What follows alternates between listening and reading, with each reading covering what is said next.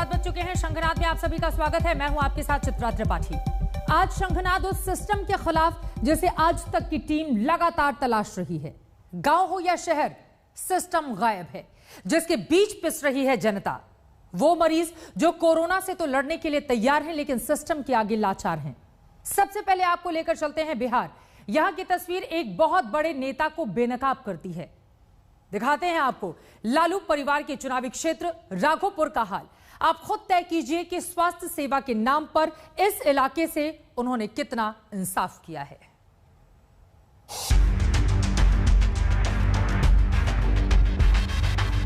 ये मेरे दरवाजे पर टंगा हुआ है, सप्ताह में एक बार आती है इन्हें। परेशानी झेलना पड़ता है हम लोग के यहाँ से।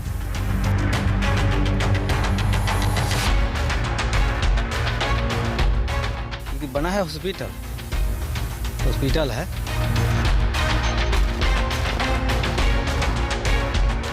हॉस्पिटल के लिए बना गया था, तो इसमें अभी बन गया है, मगर इसमें न डॉक्टर आता है न कोई भी।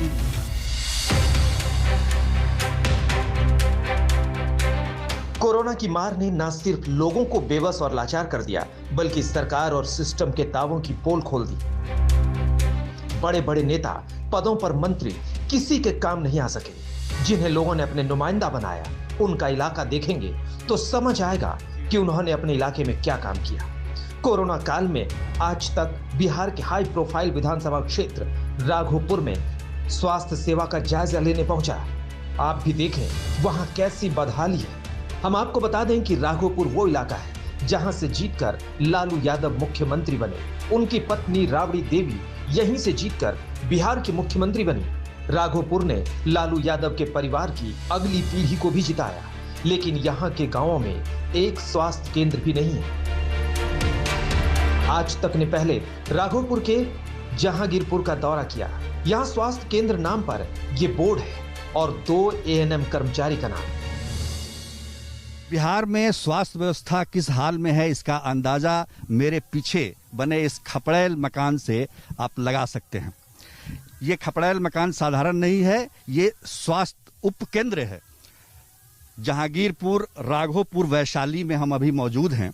राघोपुर वो इलाका है जहां से प्रतिपक्ष के नेता तेजस्वी यादव चुनाव जीतते हैं। यहाँ पर केवल एक बोर्ड लगा है, मकान किसी और का है, यानी कि स्वास्थ्य उपकेंद्र का अपना घर भी नहीं, भवन भी नहीं है। हम कई जगहों पर गए जहां पर भवन तो बने हुए थे लेकिन डॉक्टर नहीं थे। यहाँ न तो डॉक्टर हैं न भवन है, केवल ANM की नियुक्ति है यहाँ, जो प्रति सप्ताह में एक आध दिन के लिए यहाँ पर आती हैं और जो कह सकते हैं कि जो भी कागजी कार्रवाई करनी होती है वो करती है। ये कब से है स्वास्थ्य उपकेंद्र? ये लगभग हमको लगता है कि 85-86 से है। अच्छा। और ऐसी बोर्डे लगा हुआ है। बिल्डिंग न वहाँ था और वहाँ से कट के हम लोग इस जगह पर आए हैं, तो यहाँ भी बिल्डिंग नहीं बना। ये मेरे दरवाजे पर टंगा हुआ है, सप्ताह में एक बार आती है इन्हें, और टीका उका जो लगाना होता है, जो सुई दवा बच्चा लोग को देना होता है वो दे देता है, अपना चल गए। राघोपुर दियारा इलाके में आता है। नदी पार कर इलाके से बाहर आना पड़ता है। आप ही सोचें, अगर कोरोना के मरीज को जिला अस्पताल ले जाना हो तो कितनी मुश्किलें आएंगी। राघोपुर से एक और पंचायत सफराबाद का हाल भी बेहाल है, जहां स्वास्थ्य केंद्र के नाम पर भवन तो बना है लेकिन इसका कभी उद्घाटन नहीं हुआ। 15 साल पहले बने इस स्वास्थ्य केंद्र के भवन को कोई डॉक्टर नसीब नहीं हुआ। राघोपुर के जहांगीरपुर में हमने आपको दिखाया कि वहां के स्वास्थ्य उपकेंद्र में बोर्ड तो है लेकिन अपना मकान नहीं है, अपना भवन नहीं है, वो दूसरे के मकान में, किसी के मकान में चलाया जा रहा है। लेकिन जाफराबाद में आपको दिखा रहे हैं, यहाँ पर मकान है, बिल्डिंग बनी हुई है और यहाँ बोर्ड नहीं है। ये स्वास्थ्य उपकेंद्र के लिए बनाई गई थी और इसको बने हुए भी करीब 15-16 साल गुजर चुके हैं। जब राबड़ी देवी बिहार की मुख्यमंत्री हुआ करती थी तब ये भवन बनाया गया था और गांव के लोग बता रहे हैं इसका उद्घाटन भी नहीं हुआ उसके बाद से बिल्डिंग बनकर तैयार हो गई। अब देखिए किस हालात में है। जिस बिल्डिंग का उद्घाटन नहीं हुआ वो बिल्डिंग अब जर्जर हालत में आ रही है। इसमें कुल मिलाकर 8 कमरे हैं। अभी जो इस्तेमाल गांव वाले कर रहे हैं, यहाँ पर कुछ अनाज की बोरियां रखी हुई हैं। इसका इस्तेमाल इस रूप में किया जा रहा है स्वास्थ्य केंद्र का। आप डॉक्टर, नर्स, दवाइयाँ, ये बातें तो आप भूल जाइए। ये जो घर है किस लिए बना है? ये बना है हॉस्पिटल। हॉस्पिटल है, इसमें तो कुछ दिख ही नहीं रहा है कि हॉस्पिटल का कुछ। तो हॉस्पिटल के होबे नहीं किया तो देखिए क्या डॉक्टर तो रहबे ना करते हैं, कोई बातें नहीं है। उद्घाटन भी नहीं है ना, उद्घाटन भी नहीं। कौन बनवाया था? राबड़ी देवी। तो आप लोग कभी आवाज नहीं उठाया कि भाई हॉस्पिटल होना चाहिए? तो हॉस्पिटल के लिए तो बनवे किया है, लोग कहवे किए तो कहीं कि हो जाएगा हो जाएगा। हाँ, आज तक नहीं हुआ। नहीं हो गया। हाँ हाँ, हो गया। हॉस्पिटल के लिए बना गया था, तो इसमें अभी बन गया है, मगर इसमें न डॉक्टर आता है न कोई भी ऐसा कोई चीज हुआ न कि लाभ हो सकता है गरीब के, कोई भी लाभ नहीं हो रहा है। क्योंकि इसमें कहियो तो डॉक्टर आवे नहीं किया, तो इसमें होगा क्या लाभ? उद्घाटन ही नहीं हुआ। उद्घाटन होता तब तो डॉक्टर आता। अगर तेजस्वी जी वहाँ अपना घर पर खोले हुए हॉस्पिटल, तो यहाँ भी तो खोल लेना चाहिए। हाँ, तो उनको तो खोलना चाहिए, उनको डॉक्टर भेजना चाहिए, तब तो जनता की रक्षा हो सकता है। इतना कोरोना हो गया या और कुछ भी बीमारी है, कोई चीज के लिए जाने पड़ता है वो पटना, तो अगर खुल जाता तो आदमी की सुविधा हो जाता। पटना नहीं जाता, विकसित होता देश में। ये हाल तब है जब राघोपुर बिहार का वीवीआईपी इलाका है।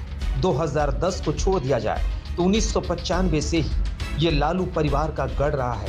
नेता विपक्ष तेजस्वी यादव इसी इलाके का प्रतिनिधित्व करते हैं। भला कोई उनसे पूछे कि उनके इलाके में स्वास्थ्य सेवा बदहाल क्यों है? सुजीत झा, राघोपुर, आज तक।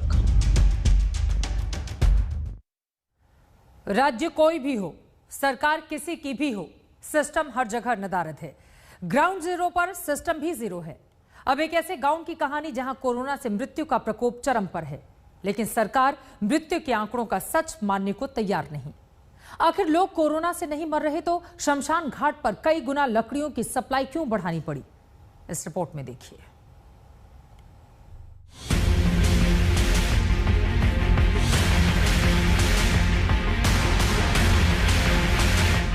जयपुर जिले का इटावा गांव, वही गांव जहां पर महामारी ने जमकर तांडव मचाया। जयपुर से 50 किलोमीटर दूर इटावा भोपजी गांव है।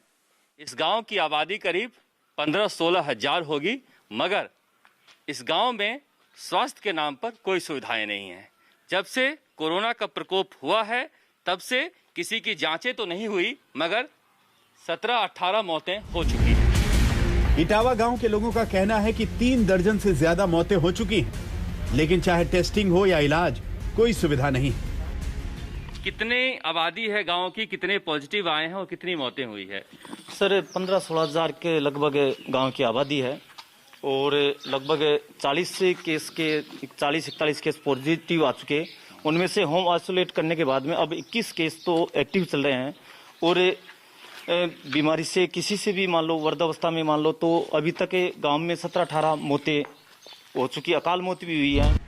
सरकारी बद इंतजामी ने गांव में रहने वाली पद्मा देवी को बेमौत मार दिया, तो इसी गांव में ओम प्रकाश शर्मा के जीवन पर कोरोना संक्रमण ने विराम लगा दिया। 8 तारीख को तो पहले सिद्धि विनायक में दिखा के लाया था, तो उसके थोड़ी कमजोरी सी महसूस हो रही थी। उसके बाद में वो ठीक थी। और फिर 11 तारीख को रात को थोड़ी वो बेचैनी सी हुई, फिर ठीक हो गई थी। सुबह ज्यादा बेचैनी होने पे मैं चौमू लेके गया तो रास्ते में उसके हार्ट अटैक आ गया। इसको उनको बुखार आया था, फिर बाद में हम चौमू ले गए, इनको दिखाया रोनला जी के, बिल्कुल नॉर्मल हो गए थे। पता नहीं है इनको 25 को उनका थोड़ा बीपी डाउन आ गया। फिर वापस इनको चौमू लेके गए तो डॉक्टर साहब ने कुछ ऐसा ही बोल दिया इनको, तो वो उनको अटैक आ गया। जाहिर है टेस्ट और इलाज की सुविधा गांव में होती तो इनकी मौतें नहीं होती। ये तब है जब जरूरतमंदों के लिए ये हॉस्पिटल सरकार को दान में मिला था, लेकिन सरकारी तंत्र की वजह से लोगों को दिक्कतों का सामना करना पड़ रहा है। गांव में अस्पताल बना हुआ है और बेहतरीन अस्पताल है, गांव के भामाशाह ने देख सकते हैं ये इस तरह के बेड भी दान किए हैं। बेड के अलावा ये जो कुर्सियां रखी हुई हैं बैठने के लिए, सब गांव के भामाशाहों ने दान किया है, क्योंकि गांव में एक परंपरा रही है दान करने की। मगर समस्या यह है कि 2 बजे डॉक्टर चले जाते हैं, डेप्यूटेशन पर लगे हुए हैं। 2:20 पर हम अस्पताल में आए तो ताला लगा हुआ है, क्योंकि स्टाफ नहीं है। स्टाफ की समस्या है। इतना अच्छा अस्पताल होने के बावजूद डॉक्टर और स्टाफ की कमी की वजह से गांव के लोगों को शहर जाना पड़ रहा है। ये स्थिति है कि गांव के लोग अपने सारे संसाधनों के जरिए अस्पताल तैयार कर दिए हैं, अस्पताल में सारी व्यवस्था करवा दी है, उसके बावजूद सरकार जो है वो डॉक्टर नहीं लगा पा रही है, कर्मचारी नहीं लगा पा रही है। सरकारी दावे और आंकड़े सब कुछ ठीक है, लेकिन तस्वीरें झूठ नहीं बोलती। अगर सब कुछ ठीक है तो श्मशान घाट में अचानक लकड़ियों की डिमांड क्यों कई गुना बढ़ गई? आरा मशीन से 24 घंटे काटी जा रही लकड़ियां पूरा सच बयां कर रही हैं। कोरोना की वजह से वैसे तो लॉकडाउन है, मगर आरा मशीनें इस लॉकडाउन में भी चल रही हैं। जहां तक आपकी नजर जाएंगी अलग अलग आरा मशीनें चल रही हैं, क्योंकि लकड़ियों का कारोबार पहले की तुलना में ज्यादा बढ़ा है, इसलिए कि शमशान में लकड़ियों की डिमांड बढ़ी है। हमारे साथ है आरा मशीन के मालिक, उनसे हम बातचीत करते हैं। क्या शमशान में लकड़ियां अभी ज्यादा जानी शुरू हो गई है? हाँ, ज्यादा जानी जा रही है। कितनी जाती है? जाती है 3-4 गाड़ी रोजाना जाती है। कब के यहाँ से? हाँ, यहाँ से पूरे में तो 5-6 गाड़ी जाती है रोजाना की। रोजाना। राजस्थान के ग्रामीण इलाकों में कोरोना से हुई मृत्यु पर सरकारी पर्दा कैसे डाला जा रहा है, आप इस रिपोर्ट से समझ सकते हैं। शरद कुमार, जयपुर, आज तक। राजस्थान का बुरा हाल है। गांव में स्वास्थ्य सेवाएं गायब हैं, वहीं गरीबों के सामने पेट पालना कोरोना से बड़ी समस्या बना हुआ है। ऐसे ही बीकानेर के गांव में सिस्टम की तलाश में पहुंची आज तक की टीम। देखिए हमारी संवाददाता मौसमी सिंह की यह रिपोर्ट। की टीम जब बीकानेर के भार गांव पहुंची तो वहां भी शून्य के सिवा कुछ नहीं मिला। हम राजस्थान के दूर दराज ग्रामीण इलाकों का जायजा ले रहे हैं और अब हम पहुंचे हैं बीकानेर। बीकानेर की सबसे बड़ी ग्राम पंचायतों में से एक है खारा गांव। आइए देखते हैं किस तरह से ग्रामीण भारत इस बीमारी से जूझ रहा है और आखिर गांव वाले कैसे कोरोना से निपटने के लिए अपना इलाज कर रहे हैं।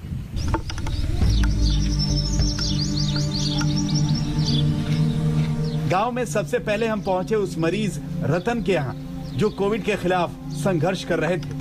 घर के बाहर खाना पूर्ति के लिए पर्चा तो चिपका दिया गया, लेकिन उसके बाद हालचाल लेने की प्रशासन ने कोई जरूरत नहीं समझी। तो ये बताइए भैया, कोई अधिकारी चेक करने के लिए आया आपको? उसके बाद से एंट्री में कोई लिखा नहीं है? जी मैडम, कोई नहीं आया। कोई अधिकारी नहीं आया। 17 तारीख को मैडम आई थी, उसके बाद कोई नहीं आया। उसके बाद दवाई दे के चले गए, कोई नहीं आया अभी तक। कितनी मुश्किल है दवाइयाँ मिलना? बहुत मुश्किल है, मिल भी नहीं रही। दवाई है भी नहीं यहाँ पे मेडिकल में, हमारे यहाँ डिस्पेंसरी दवाई भी बिल्कुल भी नहीं है और मिल भी नहीं रही। पीछे भी नहीं आ रही। मैडम को बोला, मैडम बोला दवाई पीछे से नहीं मिल रही। ऑक्सीजन टेस्ट करने के लिए कोई नहीं है। रतन का दर्द सुनने के बाद हमने रुख किया गांव के स्वास्थ्य केंद्र का, लेकिन यहाँ भी इंतजाम के नाम पर कुछ नहीं मिला। दरअसल गांव में मुश्किलें बहुत है। एक स्वास्थ्य केंद्र जो दूर दराज के इलाकों को भी सर्विस करता है। खारा गांव की भी यही कहानी है। इसमें रिको इंडस्ट्रियल एरिया भी शामिल है। लगभग 15,000 से 20,000 की आबादी है और ये एक उप स्वास्थ्य केंद्र है जो गांव-गांव, घर-घर लगभग 1300 घरों में दवाइयां पहुंचाने से लेके उनकी चिकित्सा निर्भर है सिर्फ एक स्वास्थ्य कर्मी पर, और वो स्वास्थ्य कर्मी इस उप स्वास्थ्य केंद्र में बैठता है। कितनी मुश्किल है, क्योंकि लगातार दवाइयों से लेके इलाज के लिए बहुत समस्या झेलनी पड़ती है। देखिए, कोरोना महामारी को देखते हुए उप स्वास्थ्य केंद्र एक है और वो यहाँ स्टाफ एक है वर्तमान में। तो आबादी यहाँ खारा गांव और रिको इंडस्ट्रियल एरिया और 9 चक आते हैं, चक ढाणिया 9 चक आते हैं, उसको देखते हुए ये पर्याप्त है। और दवाइयाँ भी पीछे पीएससी स्तर पे कम मिल रही है। लगातार पत्राचार के माध्यम से उप स्वास्थ्य केंद्र के एएनएम मैडम ने अवगत करवाया है पीओ मैडम को, और पीओ मैडम ने ये ब्लॉक चिकित्सा अधिकारी को पूरा प्रकरण के बारे में मांग की है, दवाई देने के और स्टाफ लगाने की मांग की है। करीब 15,000 की आबादी, इसके अलावा करीब 1 लाख इंडस्ट्रियल एरिया के मजदूर और सिर्फ एक स्वास्थ्य केंद्र। इतना बड़ा क्षेत्र होते हुए भी एक एमएन को यहाँ लगा रखा है। यहाँ न तो कोई स्टाफ है, न कोई और हॉस्पिटल की बड़ी व्यवस्था है। यहाँ पे कम से कम 10-15 बेड का यहाँ हॉस्पिटल होना चाहिए, क्योंकि अभी मेरे ख्याल से अब जैसे साथ साथ में RT-PCR के साथ में विडाल टेस्ट में काफी लोग टाइफाइड में भी आ रहे हैं। अब टाइफाइड जब हो जाता है तो RT-PCR वाले क्या कहते हैं, उनको क्वारंटाइन कर देते हैं। अब वो बेचारे जैसे उसकी दवा लेने के लिए कहाँ जाए, बीकानेर के लिए उनको जाना मना है। इस जंग में सीमा देवी अकेले डटी हुई हैं, कोरोना वॉरियर्स की तरह। वही डोर टू डोर सर्वे करती हैं, वही कोविड के मरीजों को देखती हैं और वही आम बीमारियों को भी। सोशल मीडिया और अखबारों में जो खुशहाल तस्वीर गांव की दिखती है, जब आप जमीन पर आते हैं तो वो सब दावे हवाई हो जाते हैं। हम इस उप स्वास्थ्य केंद्र में हैं जो लगभग 15,000 लोगों को केटर करता है, इलाज करता है। और ANM मैडम जिनका जिक्र, सीमा देवी जिनका जिक्र तमाम गांव वाले कर रहे हैं, लगातार 1 साल से यहाँ पे कार्यरत हैं। कोरोना पॉजिटिव है, उनके घर तो जाना पड़ता ही है। कितना मुश्किल होता है आपके पास? तो अब देखो PSC की आवश्यकता है यहाँ और उप स्वास्थ्य केंद्र है। आबादी ज्यादा है, रिको इंडस्ट्रीज भी एरिया भी है, गांव भी बड़ा है। तो बस स्टाफ एक है, तो उस हिसाब से थोड़ा तकलीफ तो हो ही रही है। और तो चल ही रहा है काम। पानी 3-4 बार पानी पीना। गांव की बदहाली का आलम यह है कि कोरोना की दवाइयां तो दूर, आम बीमारियों की दवाओं की भी किल्लत है। इसके बाद गांव वालों ने इसे लेकर चिट्ठी भी लिखी, लेकिन जब सुनवाई नहीं हुई तो आपस में ही चंदा करके पैसे इकट्ठे किए और जरूरी दवाइयों का इंतजाम किया। सरकारी रिकॉर्ड और आंकड़ों के हेरफेर में उलझी हैं न जाने कितनी ग्रामीण जिंदगियां।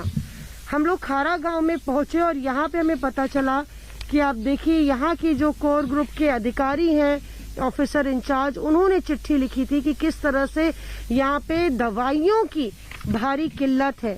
इंदिरा देवी जो कि खुद वार्ड पंच हैं, वो बताएंगी कि कैसे आप लोग के वहाँ जो है पूरे गांव में दवाइयाँ नहीं मिल रही हैं। नहीं मिल रही है सर, दवाई नहीं मिल रही है। क्या चंदा करो, इकट्ठे होके चंदा करा, 4-5 हजार रुपए में कोई दवाई गांव की पूरी थोड़ी होती है। कोई सरकारी दवाई मिलती है तो जो जीबी होता है उसमें 4-5 हजार रुपए की दवाई चंदे तो थोड़ी होती है। सरकार दवाई देवे तो दवाई बहुत कम ही आ रही है दवाई। तो कितने लोगों ने चंदा दिया? और 4-5 हजार ही इकट्ठा हो? 4-5 हजार इकट्ठा आया। मिमरू ने का दिया है, मेयर उप सरपंच को दिया है। गांव की बदहाली का आलम जानते जानते सुबह से शाम हो गई। हमने रुख किया उन गरीब बस्तियों की तरफ जहां दवाइयों से ज्यादा मौजूदा वक्त में पेट भरना बड़ी समस्या बन गया है। भाट समुदाय के लोगों की बस्ती में हम पहुंचे, जहां के हालात बहुत ही बुरे हैं।